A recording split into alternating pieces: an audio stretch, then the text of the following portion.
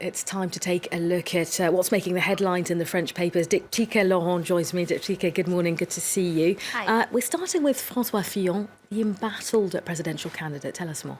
That's right. Well, let's start with a cartoon for a change. This one from Libération's cartoonist Willem, who's sort of sending up that meeting between François Fillon, the conservative French presidential candidate, and Nicolas Sarkozy. The two men had lunch together yesterday. What was on the menu? Well, you have a succulent stuffed magistrate, of course, in reference to the investigation being led against Fillon. You also have a strangled duck, which is in reference to Le Canard Enchaîné, the paper that actually blew the lid on the scandal. And just behind you have grilled Les Frondeurs Sautés, that's grilled dissidents. That in response to a growing number of people in Fillon's party who may be trying to sort of lead a rebellion against him in the wake of Penelope Gate. Well, a lot of papers, Diptyque, are reporting on this story. It's almost being seen as a crisis meeting of sorts with Sarkozy. Well, that's right. Fillon is finding himself more and more isolated from his party and I guess from electors after Penelope Gate. The meeting with Sarkozy really served to find unity yesterday. That's what the regional paper La Dépêche says on its front page. The two men laid their cards on the table. But why Sarkozy? Many people might be wondering, why did he meet with the former French president? Well, Le Figaro says that Fillon may be trying to find support from Sarkozy, but also Sarkozy's allies within the party. Or maybe he was just trying to get advice from someone who is all too familiar with political scandals of himself.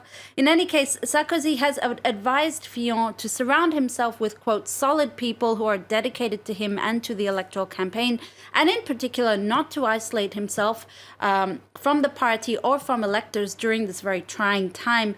It must be said that Sarkozy also met with François Baroin, who is the former economy and budget minister who actually served under Sarkozy, who is being touted as a possible plan B, that famous plan B option, just in case Fillon bows out or if he's forced out. All right, so Fillon getting some advice from people who've been in his situation before then, Diptyque. Trouble's on the right, clearly, but it's not all roses on the left either. The socialist candidate, Benoît Hamon, facing his own difficulties. Well, this article, it must be said, is coming from the right-wing paper L'Opinion, so you take it with a grain of salt, maybe. Anyway, the paper does say on its front page that there is this uneasiness settling over Hamon's campaign, and the candidate is really doing very little to address tensions in the Social Party. The Social Party has been divided ever since the primary elections. Now, L'Opinion says those who didn't vote for Hamon in the French primaries are really feeling left out by his campaign, feeling isolated by the presidential candidate. And as a result, some of those people are even beginning to consider voting for Emmanuel Macron, who, of course, was part of the Socialist Party and now is running as an independent candidate in the election. And Libération says there's this sort of anti-Hamon dissidents building up. So it appears that the troubles are just beginning for the French left as well. So it's not going too well for Fillon. Hamon's having issues. There is one lady for whom it's going incredibly well for, has to be said, Marine Le Pen. She's riding this wave incredibly well, Rochelle. For her, it's all going well. That's what Le Parisien says on its front page. Pour elle, tout va bien.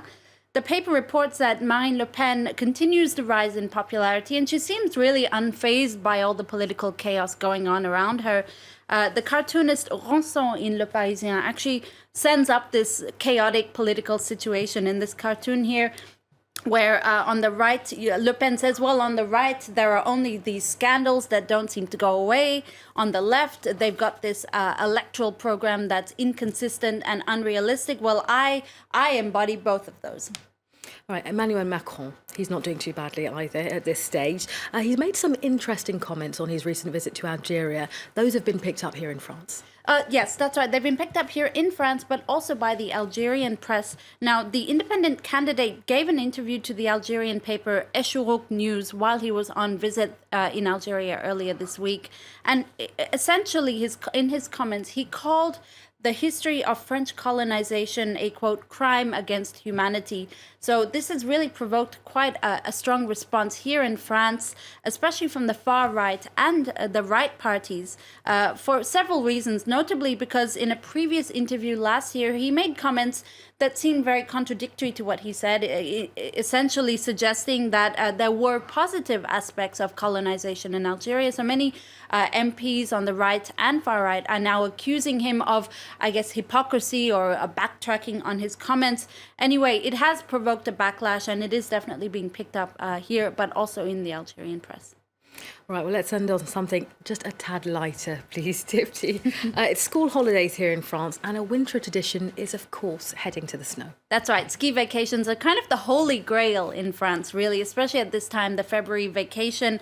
And Le Parisien has rather humorously put together a list of the kind of things people might say when they're on a chairlift. And I think it could really apply to any of us who go on ski vacations. Think about it. You're on vacation, you're far from work, the sun is shining down, you know, your thoughts drift, I guess. And Facebook has put together this list, and just among them, things like people wondering what they do with all the snow in the summertime.